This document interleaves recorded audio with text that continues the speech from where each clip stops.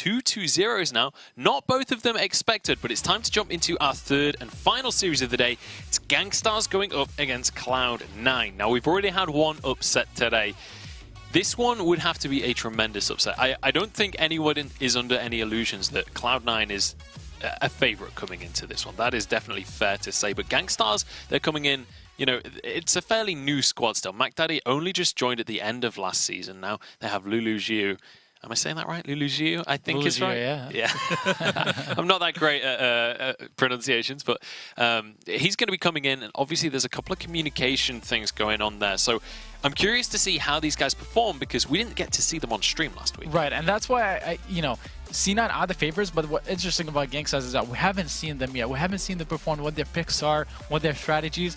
The one biggest concern I have for them is their communication. I know Lulu Gio is not great on his English-speaking skills are not great, so they must have been having issues communicating and also figuring out who's going to be the shot caller for the team, because previously when I was on the team, I was the shot caller.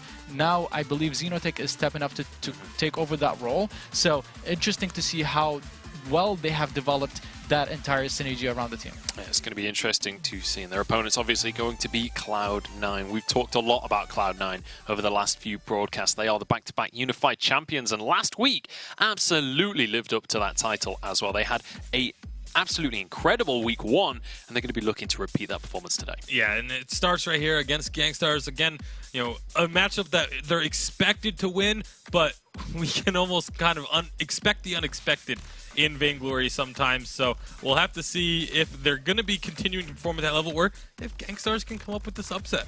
Yeah, it certainly would be an upset coming out from Gankstars, but they definitely have the potential. I think one of the key things in this matchup specifically is when you look at the 6 players that are going to be jumping onto the map, all of them are incredibly skilled mechanical players. That is fair to say about every single one of these. But one of the guys that I really want to keep your eyes on here is going to be Xenotech coming on in. As you mentioned before, Zoro, this guy is stepping up into that shot calling role. He's also the veteran player for Gankstars. He's kind of the remaining player from the previous rosters. So I feel like there's quite a bit of pressure on Xenotech's shoulders to be that leader role and to kind of build this team into something great. Yeah, and even though this team did start off 0-2 against Hammers last week, you know, going back and watching those games, their first game against them, they by all rights should have won.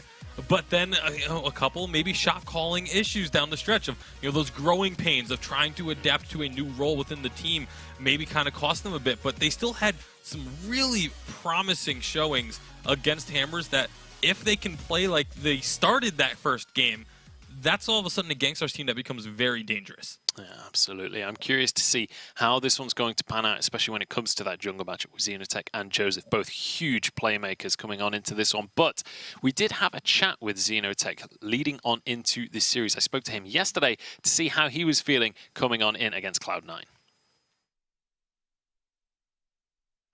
So this week we face Cloud9, and right now they're playing absolutely amazing. They've been playing really well since their conception and have achieved a team synergy that has not been achieved in North America or EU. So a really dangerous team to face. We're hoping to take advantage of their weakest point in the game, but we'll see if they've shored that up, and hopefully we can surprise them. Looking to surprise Cloud9 on this one. And honestly, you know, he's saying himself that this is an incredibly strong team. They've spotted a weakness within Cloud9. Obviously, we don't know what that weakness is that they've spotted, but he's looking to see whether they've shored that up and looking to surprise them as well. So I'm curious to see what they have up their sleeves coming in to try and surprise. I'm assuming the weakness point that he's trying to talk about is the early game for Cloud9. Sometimes when they don't have an aggressive composition, when they don't have the stronger early game composition, they don't play quite to their synergy that they're known for. So I'm assuming Gankstars are trying to get a stronger early game composition to try and get into C9's jungle, C9's lane. Gank old school a lot for Habs. We know he's a player that he tilts often, so if you put him off of his comfort zone, you can achieve some things off of that. And it's also, it was kind of opened up a little bit at the Unified Live Championship, where sometimes in the early game, Cloud9 will prioritize kills over objectives and not actually generate themselves a large enough lead for what they should have at the stage of the game for the way that they're playing. So maybe that's what they're talking about. That was honestly the only real weakness that I saw in Cloud9's gameplay at the Unified Live Championship. So, all right, well, we are on into this draft, and it's going to be captains galore as Catherine and Grace going to be banned away, and Lance will be the first pick coming through for Gankstars. So that's going to go into the hands of Mac Daddy B, and Cloud9, they'll answer with an Arden. Catherine is a pretty standard ban for the A side. Grace coming out is one of Mac Daddy's strongest heroes by far, I would say. So Cloud9 wanted to take off that pick in general, also because it's very strong as a priority pick. Lance goes through, and this is a hero that I don't expect to be a flex for Gankstars. It's mainly going to be on Mac Daddy B, using it in the captain position. Arden comes through for C9. I'm glad that we're seeing more and more Arden because, as I mentioned earlier, now that the sustain is nerfed and reduced, characters and heroes that have barriers, that have fortified health are a lot stronger, and Arden is one of those heroes. It's almost like the shields kind of increase in value when there's less sustain in the game, and you get that effective health out of the shield, as long as you can time it correctly. But Gankstars taking a while to decide this ban. What's going through their heads right now? Well, I mean, there's a lot that are going to be going through your head there. You know, do you want to take away the Black Feather that's been prioritized so heavily, or do you want to just take away something that you know Cloud9 are unbelievably good with? Adagio is one of those heroes, and I do not fault them whatsoever for taking the Adagio away from Cloud9. I wouldn't be surprised if C9 went for Vox, just because they like to play this simple carry that Old School is known for against teams that are not in the final yet. So Gankstars, we saw it yesterday, last week against Tempor Storm 2. They prioritize a hero that everyone knows Old School plays so that they don't show too much, and it works against versus Lance. Gankstars end up picking Kestrel and Samuel. This is going to be Kestrel lane weapon power with the Samuel jungle, I'm assuming. Yeah. And it's a composition that can work very well, especially with the Lance. If he lands a root, that the hero that he lands a root on can be deleted.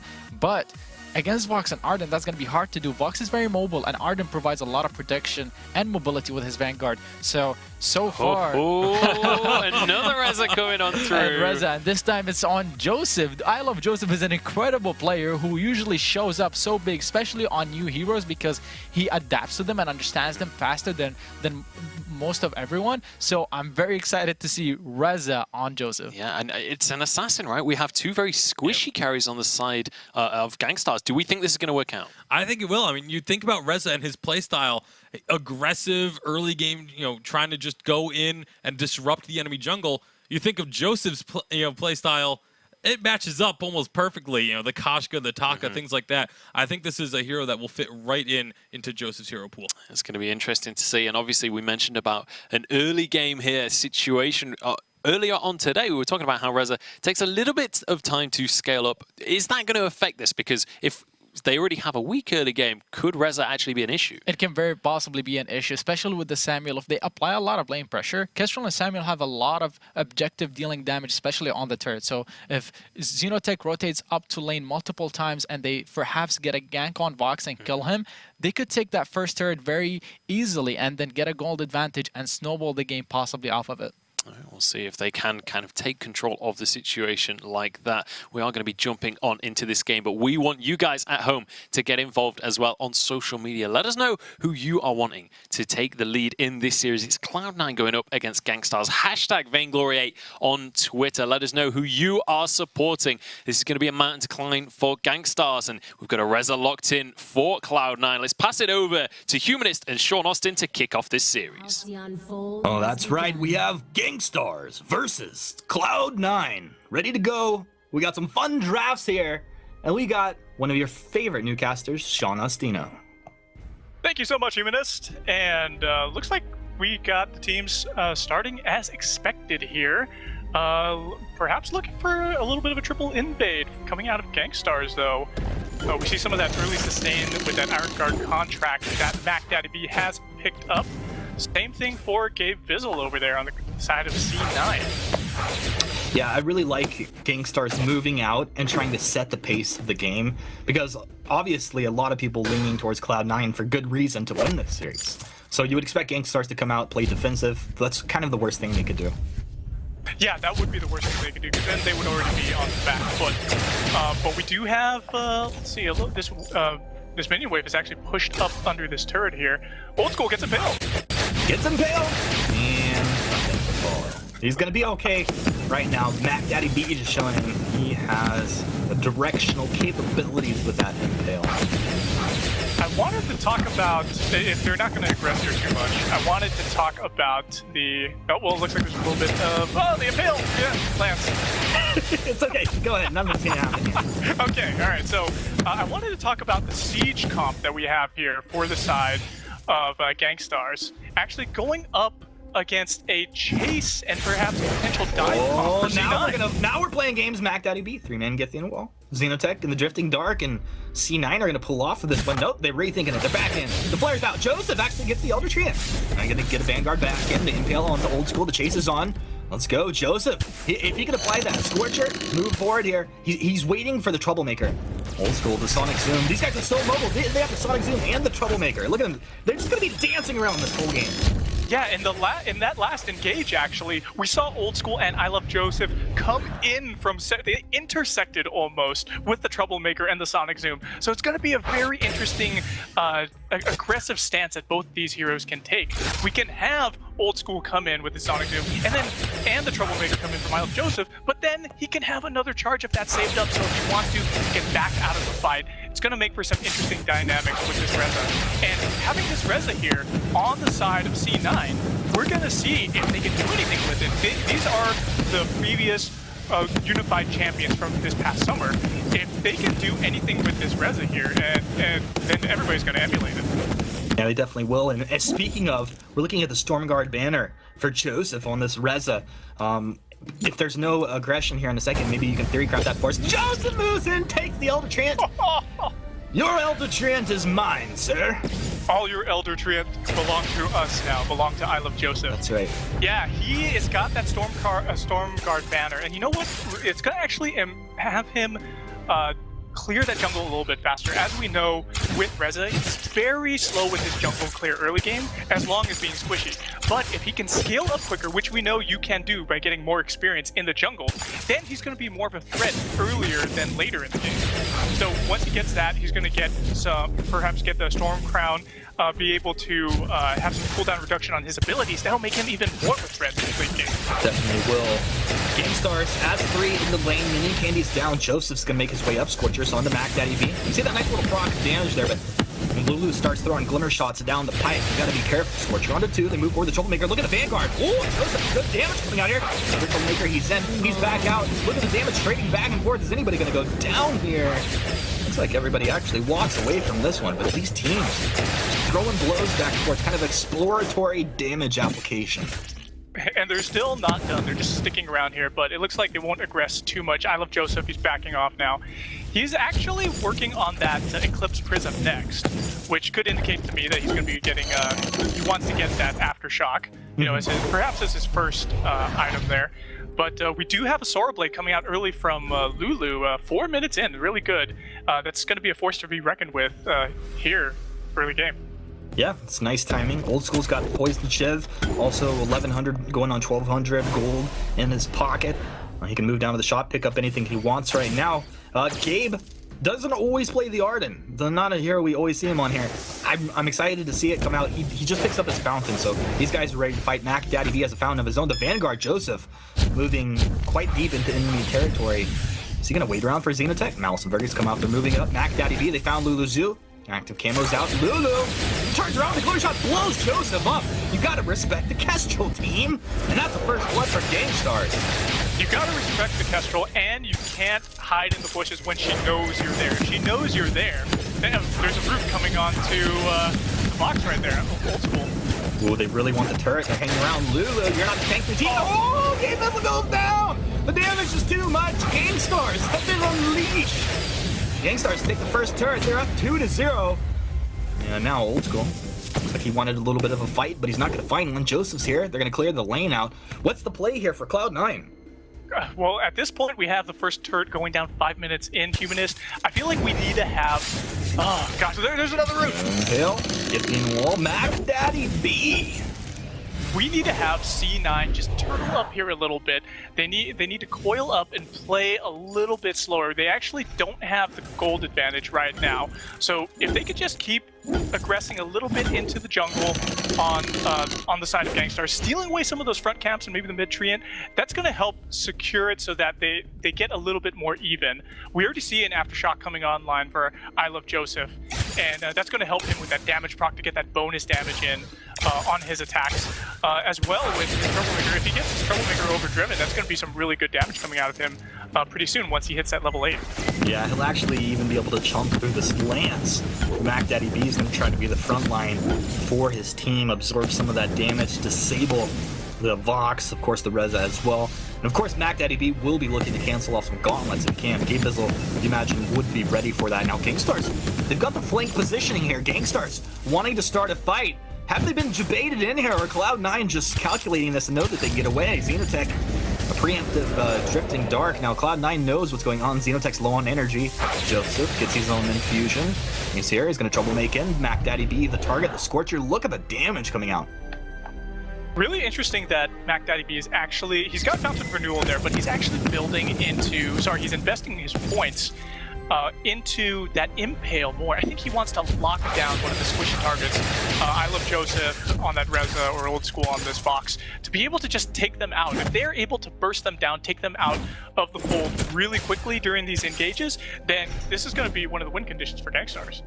Yeah, I don't know if I like it. We'll see how it does play out here. It's going to be a Mist Impale. Cloud9 are going to hang around the bottom shop here. Xenotech, Malice in front, but the gauntlet comes down from Gabe Bizzle. The wait for it over the top hits Xenotech. Joseph in deep. Joseph, he's become a demon. He's been unleashed. Joseph has assumed his final form. Look at that. 2 kills instantly for C9. Yeah, that Nether Form Detonator, once the fire starter was actually procced on somebody, he's able to do so much damage with that, and they don't know where he's coming from. It's a Nether Form Detonator. He can appear anywhere. He just comes out of the ground. Just demon Joseph. That's not cool. Yes. There goes a turret. And we're actually looking at a replay here. So let's take a look at this fight. We actually see that they were going for, C9 was going for the gold mine, and then we had Gankstars actually fall back into the safety of their tri-bush. Once C9 actually came in, there goes another form detonator, chases after Kestrel, and that was the end of that fight. Oh, that's terrifying. Oh, I'm so excited to see Joseph playing this Reza right now. He's done a great job. Still staying on the Stormguard banner, has the Aftershock and Heavy Prism. Now we'll see what he builds into next. Currently, Mac Daddy B, level 6, trying to keep tabs on this Cloud9 team, who are actually all doing really well. You have level 8 for Joseph, and Old School gave us a level 7 currently. And any other like power spikes, item spikes you're seeing, we'll hold that. We might fight here. Joseph, Trouble makes back. Nice Impale coming out, the Drifting Dart. Xenotech trying to find the damage. Xenotech was the player to watch this game. Let's see what he can do here. Joseph's in, the Nether Form Detonator, deleting Mac Daddy B. Of course, with the help of Old School, they're applying the damage on the Vox. Their infusions are both timing out right now. So talk about efficiency right there, Sean. Really good efficiency, and now they're going to be able to take this turret. They took a kill for their troubles. Oh, that one shot, one kill. Next on the Gabe Bizzle. There goes a turret. What I would like to see is, well, I was going to say that we should have a reflex block coming out onto one of the carries for C9. We do have one for Vox, for Old School. I Love Joseph doesn't need it. He actually can reposition really well around these fights because of the Troublemaker. He's got 2 charges on it, so he could avoid an Impale, avoid a Get the In-Wall perhaps, chase after somebody very easily. Right. And that's why he doesn't need that reflex block necessarily built into his kit. Joseph's doing a great job. It looks like he's having really a lot of fun on this Reza pick here, and is actually having an impact, so we're having a good time. Now, I'm curious to see how the next fight plays out. C9 kind of baited Gankstars into that last one with a gauntlet from Dave. Let's see if they do it again. Flares come out, Gankstars realize the gold mine is being taken here, but up in the lane, Lulu is just shoving it forward. So C9, they're going to go ahead and put the priority on getting up and stopping that lane. I don't think he's necessarily going for this right now, but on Gabe Bizzle, I'd like to see him sell off that healing flask and get himself an Echo.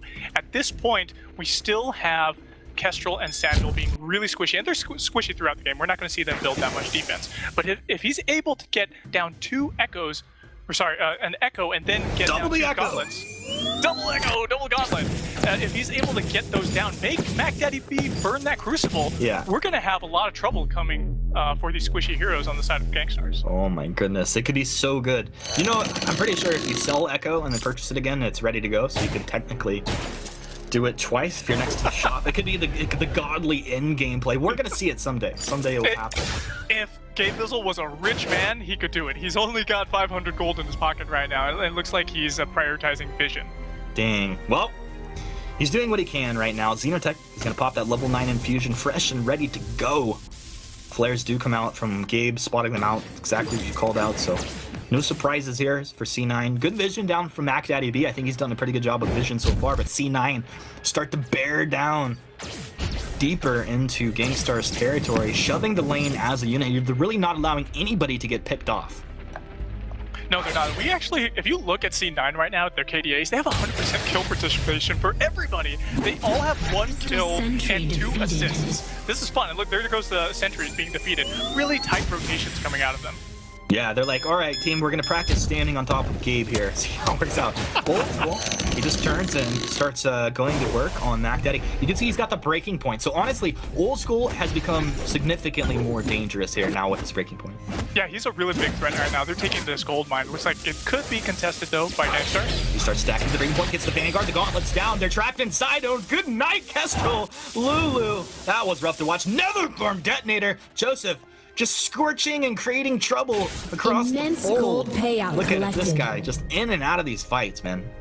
Wow, and he didn't even have to kill anybody. He just had to do enough damage coming out of that Reza. And he had Old School just stacking up those breaking point stacks and doing his resonance to actually bounce the damage off of everybody. Resonance. No? Okay. Is that Reza means Well, like, yeah. death? Fiery, fiery death. Yeah. It's okay. Ignore me. It's okay, Go. I don't think I've read the lore, if that's a lore illusion. No, it's just resonance. Oh, resonance! We've gone too far. Woo.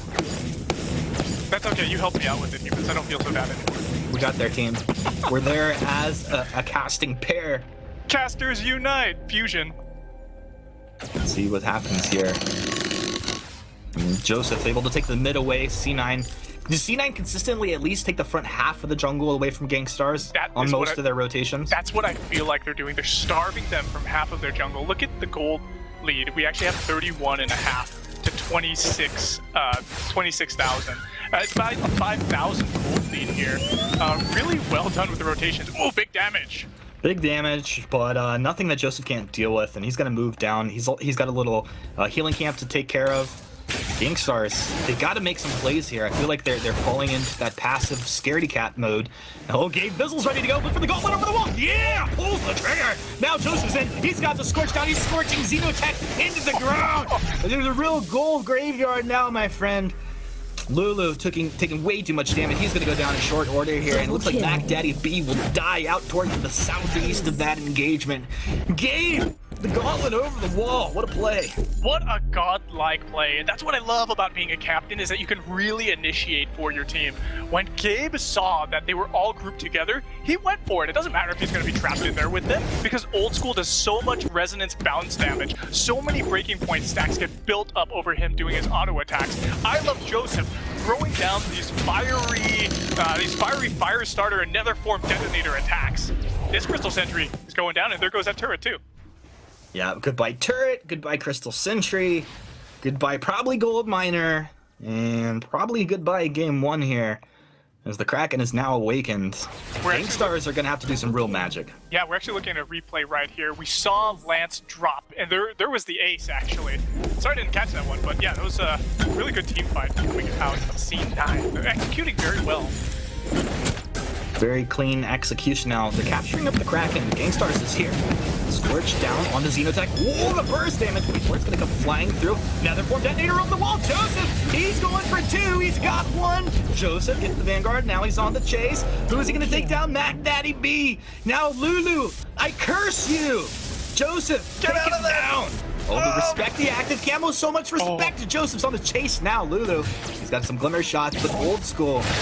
Basic attack. X will take you down. Almost too easy for C9. Almost too easy. That Nethercore detonator, out of nowhere, just clips Xenotech near the end of that team fight, or really just actually in the middle of that team fight. And this Kraken is going to be on the leash for C9. Unleashed! Unleash the beast. Let's go. C9 will be looking to close this game out. In fact, Crystal Century is being delivered here. A fresh delivery from Crystal Century. Yummy little treat for C9 on their way to victory here. Well, okay, what's the miracle play for Gankstars? Oh, the miracle play. They've got to shut down either. They've got to pick one of the two carries and focus them. They both have a lot of kills right now, but I feel like the easier person to focus is going to have to be Old School because he's visible. You can see him. It doesn't matter if he can Sonic Zoom. At least he can't disappear. He's got that breaking point. He's got Sorrow Blade, Poison Chip. He's sustaining so much in these fights. If you can get him like that. Follow Mac Daddy. You gotta fight. You gotta go, Mac Daddy. Trying to start the fight here. Xenotech can't get in position. Lulu can't either. Look at the flares out of Gabe Bizzle. That's one of the biggest deals and the reason that Lulu cannot engage. There's vision consistently coming out of the Arden here. C9, they're looking to close this one out. One turret remaining. Kraken's still pretty healthy. Scorcher has been applied to Xenotech here. Joseph wants to proc it off that fire starter, but can't get in there. Oblivion comes out. Joseph avoids it with the Troublemaker. You little troublemaker, you. Scorch coming on through, scorching their Vein Crystal down. And this is going to be a very nice game one going the way of C9. Triple kill. Yes, very nice Humanist, and there goes the Vein. It's shattered.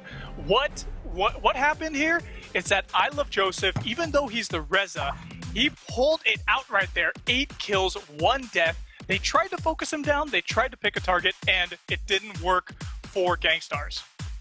Well, we're gonna hear from our analysts right now. I'm curious. Was this C9 picking them apart? Was this Gankstars faltering? Munchables, break it down for us. 8-1 for Reza for I Love Joseph. We were questioning whether this pick could become meta, whether it was actually a good pick. Joseph doing absolute work with it coming on into this game, and honestly, Cloud9 looking strong even with these off-the-wall picks. Yeah, I mean, this is how you play the Reza. It's so dominant. If you get yourself that early lead, if you're able to just get those Aftershock procs and you just find ways to get onto the backlines, build up those broken mid stacks by poking with your A, and then just jump in and delete a target. Yeah, and I mean, you guys were talking during the game about the build coming out on Reza because he kind of delayed his Aftershocks so that he could get the banner. That's what I was expecting also from God of Sins. Last game he played it with Tempo Storm. You go for a Storm Grab banner, it gives you a lot faster clear speed in the jungle, and it gives you great last hitting potential. We saw in the early game, like Xenotech said, Gankstars came into the game with a strategy. They wanted to pressure early game. They went first level and got the mid-region away from C9.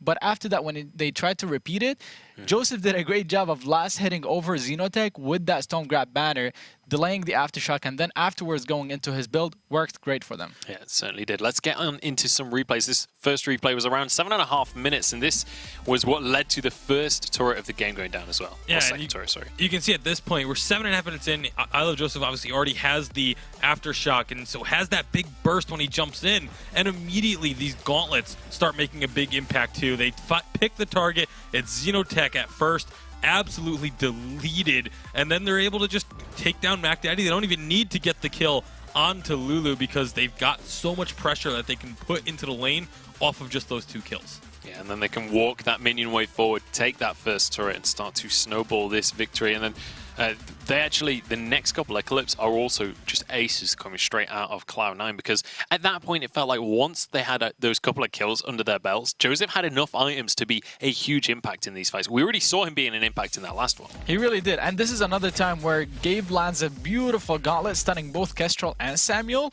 and at that point Varx and Reza just close the gap, get closer, focus the carries, and they were able to remove Samuel immediately from the team fight. Afterwards, Kestrel and then Lance at the end, and they just continue snowballing the game. This is another team fight. We see Reza doing so much damage to Xenotech. This is a beautiful ult over the wall to chase the Samuel, chase the Xenotech, and he finishes with style, and the team obviously there also to clean up afterwards. Great team fighting from C9, something that we expect. Props to Gankstars for getting a little bit of a lead early on, getting the 2 kills on the first turret. That's what their strategy was. They just weren't able to do too much with it because they were also behind in CS. Yeah. The laner Lurgia was behind of Old School 15 CS, and Joseph was ahead 5 CS of Xenotech. So that advantage evened out and balanced out the gold lead that Gankstars earned from the kills on the turret. Yeah, and it meant that those small leads that they had in the early game weren't enough to then turn into more because of those deficits. And we saw that Cloud9 kind of closed things out, and this was, you know, Gankstars trying to hold on to things, but when you're already 9,000 gold down, it's a very difficult fight. Yeah, there was not a whole lot of chance here. And again, just that gauntlet trapping everyone inside and allowing then Joseph to just start jumping in, start building up those broken mid stacks. Slowly but surely, they chip away at these turrets, and then when the engage does come out from Gankstars, when they realize we have to do something now, again, it's too little too late, they're too far behind, and Cloud9 were able to clean up. Yeah, and this was just the end of the game coming out from Cloud9. They managed to take that one. It's 1-0 now in the series. Now, earlier this week, I actually spoke to Gabe Vizzle to ask him how he was feeling coming on into this series. So let's see what the Cloud9 vibe was coming on in. Yeah, we're going to be confident. We're going to respect Gankstars as well. I know that they have a new lineup. They have Lulu Zhao as their laner, Mac Daddy as their roamer, and then still Xenotech. So we didn't really get to watch their games because it was off stream, but we know they're a very strong team, and we're just going to be preparing like how we're going to be preparing for every single team. We're just going to, you know, come in, just draft whatever we want, honestly, and just, you know, try to pull out a W. All right, coming in and just drafting whatever they want. Well, they went with the Reza in game one, so kind of living up to that at least. Let's start to talk about the draft itself coming on into game two, because this is a very aggressive draft coming out from Cloud9, but I feel like that's kind of expected to some extent. Yeah, it's absolutely expected. This is what they're known for, and obviously they're aware of the fact that teams kind of noticed the weaknesses that, you know, Gankstars have noticed. It's not something that's really hidden. And so that's something that they're going to be working on, and something that games like this are great for them to be able to work on, shoring up that early game, working on that aggression, and being a little bit more objective focused through the early game. Cloud9 stuck with the Aegis ban. That's very interesting. I think they just wanted to remove something that they don't want to pick specifically. Gankstars answers with the Grace ban. I hope Cloud9 goes for Catherine just so we can see Gabe Vizzle on it, but they don't. They go for the Arden again. Beautiful gauntlets, as I said last game, so nothing lacking there. He's still going to be able to provide so much CC and so much protection to his team. His Vanguards, we mentioned earlier, they give so much more now in this update just because healing is generally reduced. It certainly will be. Lyra going to be locked on in here for Mac Daddy B, though. Not something that we've seen all too much of, and Catherine's still available. Kind of surprising to see the Lyra lock. Yeah, a little bit surprising just because, like you said, the Catherine's still available, but you know, they obviously want to have that healing, a little bit of utility in terms of giving movement speed to the team, and of course being able to use portals to get out of a gauntlet if need be. So there's definitely a lot of strengths to the Lyra into the Arden. You also shut down Arden completely if he's in a bulwark. He cannot use any of his abilities if he gets stuck in that bright bulwark. So that's probably just the counter pick potential for the Lyra. Celeste going to be taken off the board as well by Gankstars. They have the next pick, obviously, so we'll see where they want to go with this one. And Cloud9 deciding where they want to go. I do hope that Gankstars stay away from Samuel. They picked it up last game. I don't think it's too strong of a pick this update just because there are a lot of tanky frontline heroes, and there are stronger, more bursty heroes at the same time on the back line, and it hasn't worked so far in the games that have been picked, both on the North American and European side. It's worked a lot less than it hasn't. Glaive comes through, that's a flex pick. Lulugio can play it in lane as well as Xenotech. Petal and Fortress. That's a Petal lane weapon power with a Fortress jungle CP is what I'm expecting, which kind of works very similar to the Vox if Petal goes the triple tornado trigger, or even at least double tornado trigger. That's what I expect coming out. I expect the triple tornado trigger, and it's going to be very fun to watch if Cloud9 are able to get even the slightest of leads early on. Even if they don't, Fortress scales very well to late game. Certainly does. We'll see how this one's going to pan out for Cloud9. Very aggressive composition, as we always seem to say when Cloud9 finishes their draft. Now looking towards Gankstars. Where do you go into a petal? What is the call? Do you go with something like a Scarf just to try and deal with Munions? I almost don't think you do, because the Munions, like Zoro said, it's likely to be a weapon power petal, which means those Munions are no longer a factor. Like, they're still there, but they're not really an impactful aspect of it. But the Scarf is still very good against the Fortress, and I think that's one of the reasons why they decided to go for the Scarf here, just to try and build up those broken mid stacks and get those huge ultimates coming out. Yeah, I mean, it also helps them to kite back, because when you have the Lyra putting down the bulwark when Fortress trying to engage, we mentioned before, the Goob is a great kiting tool, allows you to kite back as the enemy are being slowed with it. So I like Scarf in this pick, but this is C9 they're going up against, and I think they're going to win this game with style. All right, so Cloud9 super aggressive here. Gankstars have to play it, kind of kite back. Do we have faith in Gankstars? Is this going to a 3-game series? I don't think it is, and it's not because I don't have faith in Gankstars, it's just I have too much faith in Cloud9. All right, we'll see if they can do this one. Hashtag Vainglory8 on Twitter. Let us know whether you believe this will go to 3 games or if Cloud9 are going to 2-0 this one. It's time to pass it back over to Sean, Ostino, and Humanist to get this game underway. Vainglory8, is it going to 3 games? I think so, Munchables. I think so. This is going to be an interesting draft coming out of Cloud9, but to break it down, we've got Sean Ostino. What's going on here? Well, it looks like we've got C9 doing whatever they want to do. I hope they show us a better petal than we saw earlier today from some of the other teams. Burn. But, it's still a weapon petal. We have double weapon blade coming out on her, and this Arden, he's just going to have to protect these 2 carries we've got here on the side. You know, I'm really perplexed actually, because we see a Dragon Blood contract over on Isle of Joseph, so I guess they really want to dive the members of Gankstars. So this is something that we actually see, and it's when the Fortress, especially Joseph, will grab the Dragon Blood contract. We've done this with a ranged hero that will be moving around with him, and so he can jump in, apply it, and the ranged hero can proc it off. So a lot of times that's what we see. Oh yeah, and we do see Petal with a little bit of range. You know, she's got the Munions to be able to dive in there, but she can shoot from range with her auto attacks. And there's some aggression here. Jump onto Mac Daddy B. Mac Daddy B forcing the Healing Flask out. Now Xenotech gets the Afterburn onto Old School. Spitfire connects as well. Both teams kind of just feeling things out here up in the lane, but with nobody really caught out, looks like both junglers will go back to their positions. Something that I feel Mac Daddy B needs to do, one of the win conditions for him, is he needs to throw up that right bulwark at the right times to prevent those dives from Isle of Joseph and the rest of C9. Yeah, I mean, timing is really everything. With a very good Bright Bulwark can completely shut down C9's mobility and could spell disaster for them. Now, I didn't catch it. Did you make a prediction on this game?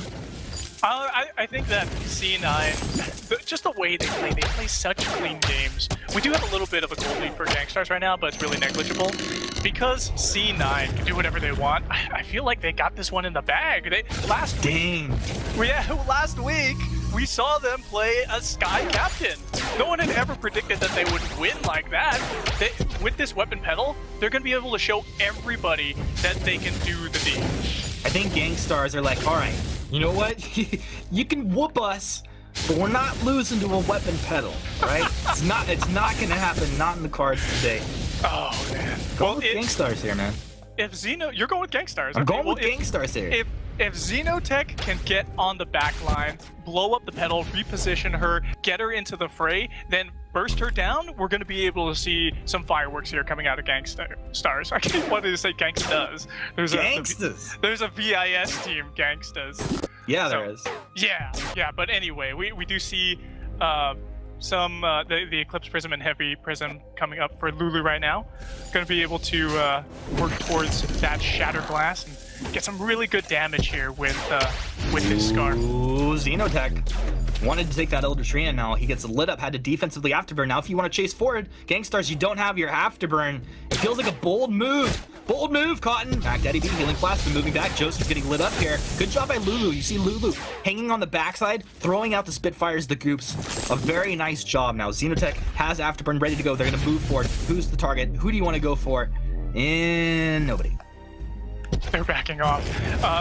Also, check out Old School's build. He's actually got a sharpshooter while he's working towards that Sorrow Blade, it looks like. So he's getting some extra damage per second in there. It definitely is. I mean, the weapon pedal, it has respectable damage. The problem is that oftentimes you're just not left alone to just deal damage. It's so squishy. And I just have a feeling like Xenotech's gonna get in there and find the damage now. Joseph moves back in. Xenotech takes his mid away from him. Mr. Take Your Farm. Yeah, what Gabe Vizzle has been doing pretty well is that he's been utilizing those Vanguards, bursting up that. So we do already see some movement speed here coming out of I Love Joseph. Oh, Mac Daddy. Mac Daddy, a nice bright bulwark, thwarting the aggression. Xenotech, another afterburn that maybe he would have liked to hold on to, but C9 respecting the flex out of the glaive, and they'll go ahead and back out. Yeah, we actually do see a Storm Crown picked up for I Love Joseph. That's going to allow him to go ahead and clear some of that jungle a little bit quicker now, and also for some cooldown reduction. We see the Sorrow Blade coming out for Old School. Fountain of Renewal and Minion Candy has actually been picked up by Mac Daddy B. So prioritizing on this Lyra, not the Crucible, but the Fountain of Renewal. Very anti-TSM, I feel here. Mac Daddy B has got himself a little bit different of a style with this Lyra. Yeah, it's a very interesting how these players, you know, kind of lean towards certain builds, but hey, Mac Daddy B feels like, you know what, we may need that burst healing coming out here. It's securing the early game, really, for the Scarf, it feels like is a huge importance. He just used that Minion Candy, by the way, and it looks like they're going in to push against this turret. Old School clearly wanted to engage. That nice bright bulwark, preemptive coming out of Mac Daddy B did great wonders for them. Xenotech hanging right on the range of a nice afterburn. You can see if he wants to go for Old School, they're gonna have to burst him down because an easy trampoline Vanguard will allow that pedal to reposition. Now Joseph, he jumps onto Xenotech. Xenotech, defensive afterburn. They're getting caught out here. Allowing C9 to engage, I think, is a mistake. Good damage rotation, actually. Xenotech knew he was going really low, so he backed off a little bit. Sure, he had to burn that afterburn, but Scarf and Nice bright bulwark, but attack is back is out. They're on the Mac Daddy B. Healing flask from Mac Daddy. They're trying to kill the wolves as they kite back. Lulu throwing the Spitfires. He's going to drop the goop at Mac Daddy B. You're dropping low. Forces the fountain out. Now Xenotech split apart from his team. The trampoline forward. Look at the damage coming out of the weapon pedal. Joseph continuing to mark these targets. Xenotech will slap him back towards his side of the map. But you can see right now, Xenotech is taking massive damage. He is, and I feel like that's why they're focusing him, because they know he's the one who wants to dive in, who needs to get on this pedal. The pedal is squishier. If they're able to get on her, they're able to burst her down. Oh, there you go. The afterburn back. They're on to Old School. Can they take the pedal down? Yes, they can. They've got it. Now Dragon's Breath coming out for Lulu. Who do you want? He's on to Joseph. Joseph on to Mac Daddy. He turning him around in circles here. Lulu, like a merry-go-round now. He's on the chase. He's low energy here right now, but Joseph should be able to get out of this one. In fact, Gankstars, what's the play? How are you going to play this out? Spitfire's going to go for the goop, drops it down, takes the mid away. So a nice play, nice safe play from Lulu and Mac Daddy. Just take some resources away from C9. Yeah, and that's actually what I like to see coming out of Lulu here. Just kiting. He's already got that Frostburn and Eve of Harvest actually at 7 minutes in. So him having both of these items, that's going to allow for some really good sustain, a little bit of energy regen, and to be able to slow up those targets who want to dive in and are going to want to re-engage if they don't do so hot. Lulu, what a delicious thing. Look at the Scarf just clearing all this farm right there. Oh my goodness. That's I could just watch that over and over. A really good wave clear coming out of Lulu on this Scarf. As we know, Scarf can just melt targets down, especially when they're standing in those puddles of burning goop. You think the minions would adapt at this point? Right? Like they start learning. I think we need to put a little AI into the minions. They start walking out of the goop. Yes. That would be the day. Get me on that design team. We'll do it. If you look at this tier 1 turret here over on the side of C9, it's actually down to half health, and we have a much healthier turret for Gankstars at the moment. So it looks to me like Gankstars are winning this game just a tad bit. I mean, I told you. Sean. You did. It looks like we have Old School building towards some. He could be going towards a Tornado Trigger, Tyrant's Monocle. There's a Tornado Trigger he just picked up. Yeah. Yeah, and we have War Treads coming out for Gabe Bizzle. That's that engage right there. We need to have him pop those ward threads to engage or disengage from these various team fights that we're going to have. All right, they're going to jump on somebody and look to blow that target up. Who's it going to be? C9 drop down his unit. Looks like they're going to go for the gold miner here now. You were talking about this huge power spike they were kind of hitting, and they can really kill anybody they want, but they just go gold miner. Yeah, it's a pretty smart move. They know that they don't have that much gold at the moment, and Gankstars was actually They trade for a turret. position. Trade for a turret now. Gankstars gotta get back here. Gauntlet down. A nice block by Lulu and Mac Daddy B with the portal out of there. Gankstars, they take the turret. Oh, they're gonna look for somebody else. Dragon's Breath, old school. He's caught out here. Oh, the afterburn. Oh, you're getting trolled out by Mac Daddy B. He's on your team, Mac Daddy. What are you thinking? Mac Daddy B, Joseph jumps right back in there, but they got the sigil down. They get the heal, the move speed. The bonus is coming out here. Mac Daddy B looking to boost his team into position. Joseph just waiting, fighting around that truth of the tooth. You can see every time he has that ready, he's just marking a target that's out of position so his team can engage if they want to. Yeah, especially with Mac Daddy B being this Lyra, she's such a squishy hero that if they could even burst her down being the captain, of course they're going to want to go for somebody like Xenotech who's on the front line or Lulu who's on the back line, but getting Lyra wouldn't be a bad trade. No, and I think this draft is really good at killing anybody. Like, it doesn't matter the fact that she's not the tankiest of captains. Like, I think you could put the tankiest captain in the game with this draft if C9 catch you, if they will blow up almost anybody. Yeah, this dive comp is super aggressive coming out of C9 with this pedal and this fortress. We also see that we got some war treads picked up for Mac Daddy B, so he's going to be able to engage and disengage pretty well. So for them, they may want to kite a little bit backwards because we do see them falling back towards their turret. We have one turret down for the side of C9. Earlier, that gold mine went the way of C9, but I don't know if this game's kind of at a stalemate right now. 10 minutes in, we got one kill and one kill for both sides, and it's about 22,000 gold for both sides. Only 400 in the advantage of Gankstars. So does Old School go for the double tornado, or does he go Tyrants with a breaking point? What's the play? Oh, you got me on that, Humanist. I do not play weapon pedal very often. We'll poll the crowd. Poll the crowd. 1 for tornado, 2 for Tyrants. Let's go now. Hashtag Vainglory8. Either way, this is what I think is going to happen here. We're using this pedal as a distraction. We still don't have that many kills on the board to tell if this is going to be the way it goes. But if the pedal here is the distraction, then you're going to have other heroes from the side of Cloud9 jumping in to do the massive he jumped right in, but Xenotech doesn't want to pull the trigger. Joseph does, though. Joseph jumps on the Xenotech. They're really going for the gold miner. C9, are they going to stay on this? Look at the damage. Old School's ready to go. He's dishing the damage out. The gauntlet comes down, stunning up Xenotech. Xenotech, you got to get out of here. The afterburn. He's a little too late on this one. Now C9 are on the chase. They turn around. Old School dropping so incredibly low from the scarf here. Lulu doing good work, but they can't capitalize. And that's C9 taking the gold miner. They're coming for the Crystal Sentry. They timed it. They're going to go for the Crystal Sentry as well. They're going to take it for free. Lulu was taking some farm up in the lane. Mac Daddy B sniffed it out, but Cloud9, man, they just picked Gankstars apart. Really questionable positioning coming out of Gankstars. They could have been focusing on the jungle a little bit better, but instead Lulu did stay up there in lane. This is what C9 does. C9 rotates together. They pick teams apart. That once they capitalize on the kill, they're able to just rotate through the jungle, clean it out, and they get themselves some extra golden experience. Yeah, that's really good. The Gankstars are going to have to realize that and adapt, move into these positions if they're going to have a chance in this game. We really have like the repeater stormtrooper rifles coming out of Old School right now. He's just pew all over the place. He's got double tornado trigger here, just like we were talking about. And look at that damage. He's critting at 308. It looks like onto some of those minions in lane. Just destroy this pedal. I'm losing it here, Sean. I want to see Xenotech needs to unleash himself. Somebody needs to unleash the Xenotech. This guy, like, when he plays No Fear Glaive, he's a monster, and he does so good into this pedal.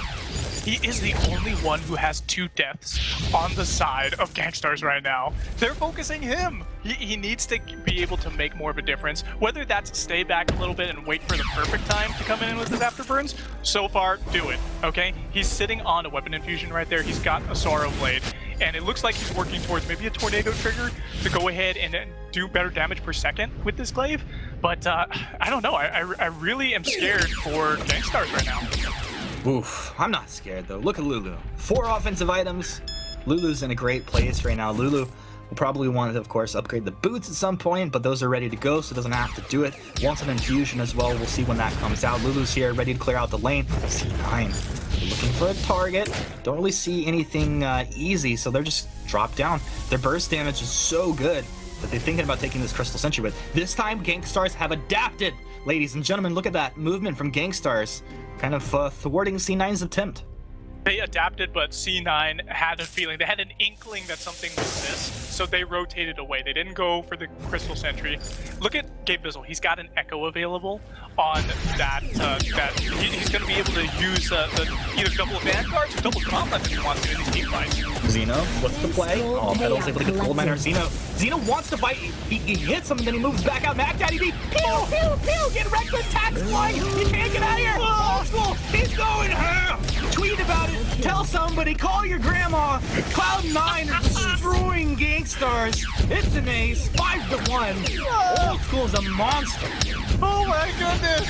417 crit damage. We saw 500 earlier in the fight. 469. They're just melting these turrets. It is the Petal Repeater Rifle. Oh my goodness. This is, I mean, it's fun. Let's check out this replay, Humanist. So we actually had Xenotech going very, very low. 535 damage coming out of Old School onto that Lyra. Just melts her. And then the Scarf has had to retreat into that push. Xenotech gets shut down so badly, he can't feel anything. The pew-pews. They're unstoppable here. Yes, but it's just Gankstars are allowing themselves to be engaged on. Of course, as Cloud9 want to run at them, I'm just hoping that we can see Gankstars make an initiation onto the Petal. You know, of course, it's tough because you kind of leave Lulu off by himself. But if you can all take an Arcane Passage in, put the glaive, put Lulu right in position to put damage down onto Old School, maybe they have a chance. I don't know. Old School has an Aegis now. Yeah, Old School does have an Aegis now, so he's going to be able to stand up better against this Petal. This Scarf. Oh my goodness, they're melting this Kraken! Already halfway done, and Gankstars, they know this is happening, but 5 seconds for Gauntlet. Gabe doesn't have the Gauntlet to throw. Rifle works down preemptively out of Mac Daddy B. Now attack in the back. C9's on the chase. Oh, Gauntlet over the wall! He's caught him, but the Arcane Passage allows Gankstars to go ahead and reposition. Xenotech defensive afterburn. The Fountain's coming out. He wants to peel for Lulu, but Lulu's getting lit up. 384, pew, pew, pew. Mac Daddy B's down. They'll turn. They'll take the turret. Doesn't matter. They taking damage. You got Diago. They don't really care. They're C9. They have no fear. Who needs the Kraken when you have the Millennium Falcon or a TIE Fighter like this Petal does? Because this thing is just annihilating. 4 kills, 1 death on Old School's Petal. Tornado Trigger, Tyrant's Monocle, Toro Blade. Oh. No one can contest it. Nobody can contest. All right, Xenotech, here's your last chance. I hope Xenotech actually goes for this. He's going to nope, he's going to be moving out. Attack and pack will go ahead and cause him to move even further down into the jungle. He's going to look to port out here, controlled out by the wolves. Joseph had it all calculated. And that's going to be Kraken marching down lane for C9. What is the play for Gankstars? How do they potentially win a fight, stay in this game? They've got to blow up Old School. They can't let... Well, they've been letting Xenotech front all the damage. He has to damage rotate and go back during these team fights. But they've got to do something. They've got to melt him down, use Lulu. He's got Broken Myth. He's got Eve of Harvest, Frostburn. He's got to do something here. I feel like Lulu on the backline is the only hope. Engage, team. Gankstars, engage now. If you can hear me, Gankstars. I know they can't hear me right now. We'll see what they can do. They start to go to work onto this Kraken. Good work coming out. Joseph's just looking for a target to mark here. Old School's not sitting at full health, but they could use it to bait him. And they're going to just use the Fountain and go right in with the Gauntlet. Xenotech getting lit up. He thought about going in. Xenotech's gone too far. Old School. What has science done here? It's created an absolute monster. I guess the only way to live is Mac Daddy B getting to the hilly platform, dropping a sigil for himself there. Dragon's Breath comes out. Lulu will get melted down as Cloud9 come through here in Game 2 in style, as Iraqi predicted. And I guess pretty much most of the world predicted, except for me. Cloud9 taking the game 10-1. 100% kill participation out of Old School. Look at him on this Pew Pew pedal. 7 kills, 3 assists, only 1 death. That was the only death. They did not shut them down, and that was what Gankstars failed to do. Well, that was a thing of beauty. Sean, Ostino, it's been real fun casting with you, my friend. Gankstars, probably a lot to learn from this loss here today, but to talk about how Cloud9 dismantled Gankstars with a very interesting draft, we'll throw it to Munchables and our analyst.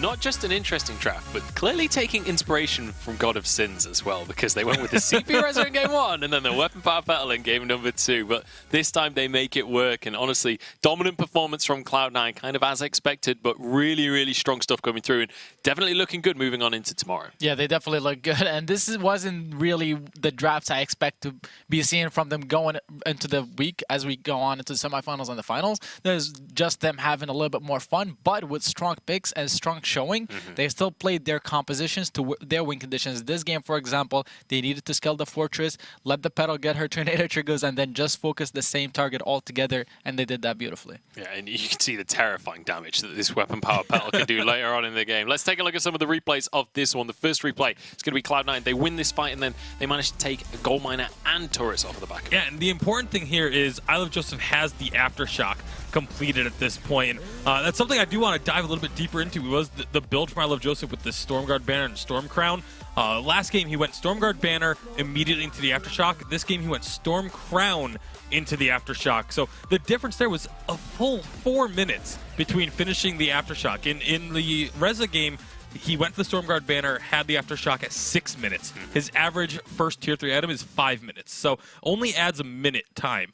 And then in this game, he goes for the full Storm Crown, doesn't get the Aftershock until 10 minutes in. That's a very big difference when you're talking about trying to get scaled up and trying to get onto this later game composition. And we talked about Cloud9 maybe having an issue in the early game, and I think that's one of the things that they could change up. Yeah, absolutely. I mean, I don't want to go too harsh on them. Obviously, they did manage to take this one. We've got another replay from around 14 minutes on into this game, and this was, once again, Cloud9 taking the gold miner and snowballing a fight. Yeah, I mean, this was the last gold miner of the game. Cloud9 secured, and then you can see the damage coming out of Petal. He has his tornado triggers finished, and he goes into a monocle instead of a third tornado trigger. I like this adaptation because it doesn't waste that much attack speed, and you can see the damage. That's such a ridiculous amount of damage. How do you deal with that, Gankstars, when Petal has gotten to that point on top of the CP Fortress that's going to be charging at you with the beautiful gauntlets coming out of Gabe Bizzle? And one of the things is Petal's also just really difficult to actually escape. You can't outrun the thing because he just trampolines towards you and then does even more damage. So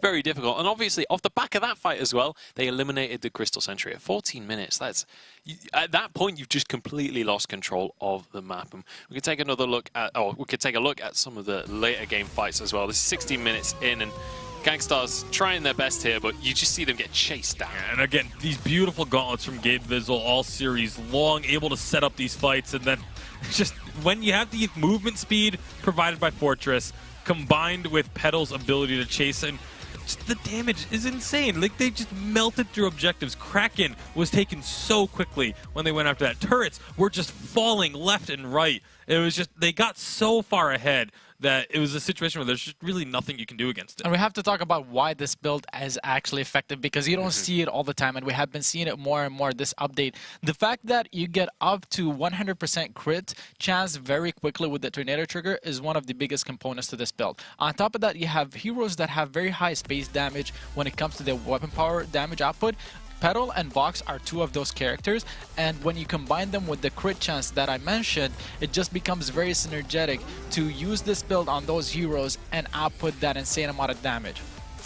And it's just, when you see these numbers flashing up from Old School's Petal, just critting everything for 450, like 3 times a second, I don't know what you can do about the situation this late on into the game. And obviously that was the moment where they managed to take this one and take the series 2-0 as well. So convincing performance coming out from Cloud9. And I think an expected result coming on through. Obviously, Gankstars still building up their synergy, still working through a couple of issues towards the start of this season. But Cloud9, they're straight off the back of a championship, and they are looking like champions. Now, we do have an interview with the manager from Cloud9, Ian. Thank you very much for joining us, my friend. How are you feeling off the back of a commanding victory? It feels great, and it's honestly just fun to watch. This feels really like a pure form of fun.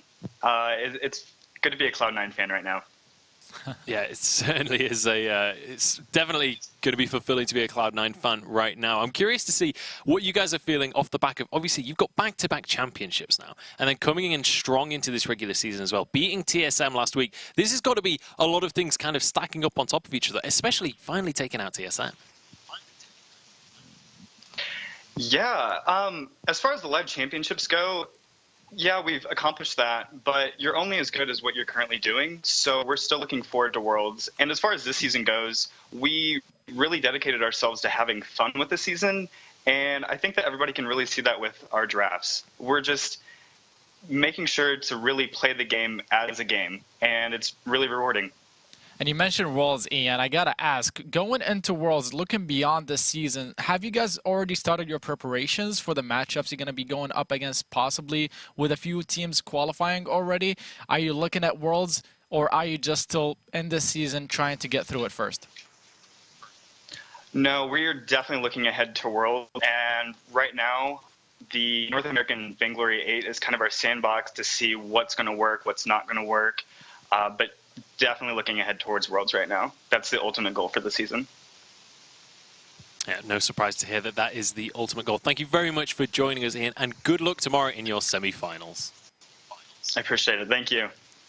All right, well, that is going to be the end of that series, and we can award the MVP to I Love Joseph on this one, kind of for two reasons. Obviously, did a very good job in the second game there on the Fortress, but also bringing the first win to Reza, making sure that his win ratio is at least 50%. Yeah, the first Reza victory in competitive Vainglory play, at least in the Western region, but it's definitely a phenomenal performance. One of those situations that we seem to always say when we talk about Cloud9 and their MVP, of it could have gone to any of these three.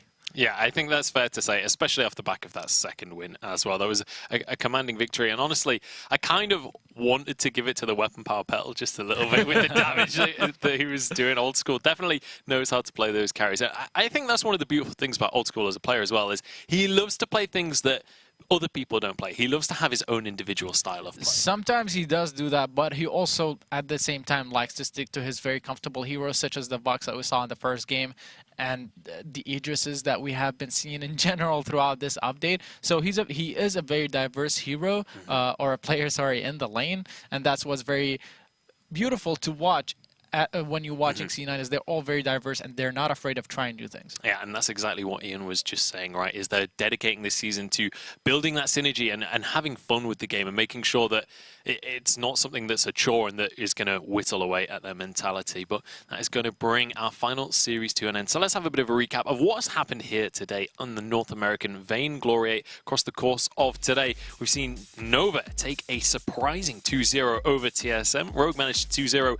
Tempo Storm, Tribe Gaming bested the Hammers 2-0, and Cloud9 rounded out the 8-0 scoreline with a 2-0 over Gankstars. Now you can see the scoreline across the board. Cloud9 still sitting at the top of that table, but TSM, their points are in trouble moving forward this week because they didn't manage to get through their quarters, which means some of these other teams are going to start catching up. Yeah, I mean, you've got 2 and 3 there, both of them eliminated with no points this week. 3 and 4, both still in this and could potentially climb up those standings pretty significantly this weekend. We saw Gankstars having 2 points in that standings. I think that's a mistake. They're still at 0 points because they lost to Hammers last weekend and they're losing to C9 here. So they're still sitting at the bottom of the table. Not very good for them, but moving forward, they still have another 5 weeks. Yeah, and there was definitely some signs of life coming out from Gankstars. There is still time for them to improve, but not a huge amount of time. We are starting to get towards the middle of the season. Obviously, we're halfway through week 2 now already. It's flying by, honestly, this season, and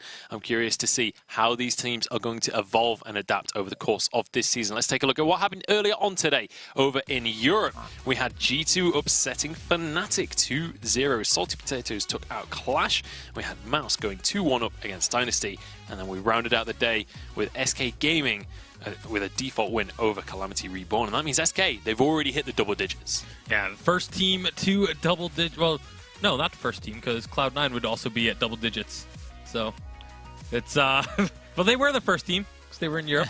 So it's I agree. But yeah, definitely still looking strong for SK. Going to be looking to increase that lead, especially with Fnatic dropping. They can put a lot of distance between them and the rest of Europe if they can take another victory this weekend. All right, gentlemen, final thoughts on today's games and this week's games so far in general. I mean, I'm just very excited to see more teams bringing out more picks with the ardent picks that we saw, both in Europe and North America, recognizing the strengths of the heroes that are stronger this update, because it's 2.8, a lot of changes has happened. So teams adapting and continuing to play to their strengths is very beautiful to watch. It's going to be interesting to see how this all pans out tomorrow. Make sure to join us tomorrow. We'll be kicking off the Vainglory8 over in Europe starting at 9 a.m. Pacific Standard Time. So make sure to join us for that. That is going to be it from us, though. So we will be saying good night, and we will see you tomorrow.